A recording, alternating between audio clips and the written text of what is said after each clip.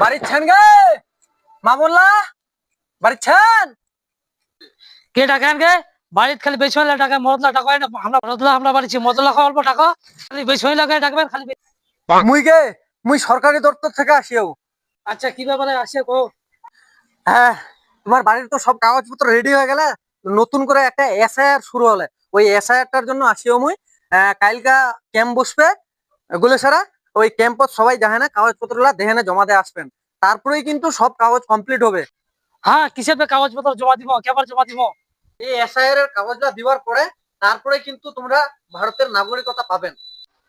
এখনো আমরা দেশে নাগরিক পাইনি এখনো। কাগজপত্র জমা দিতে তো বাচ্চা ছাল্লা উঠে গেল। মোর জীবন যত কামাই করি আনো, কাগজপত্র পিছনে সব শেষ করে দিনু। আর ফের কিসের কাগজপত্র ঠিক করবো? মোর জীবনটা তো এমনি শেষ হয়ে গেল কাগজপত্রের পিছনত।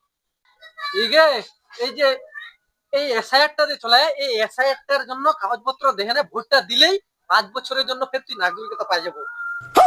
হ্যাঁ, 5 বছরের জন্য ফের কেন? কেন তুই জানিস নি 5 বছর পর পর ভোট হয়?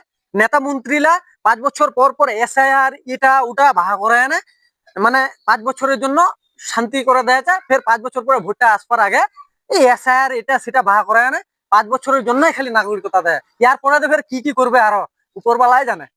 बात तो सही है। दौड़ा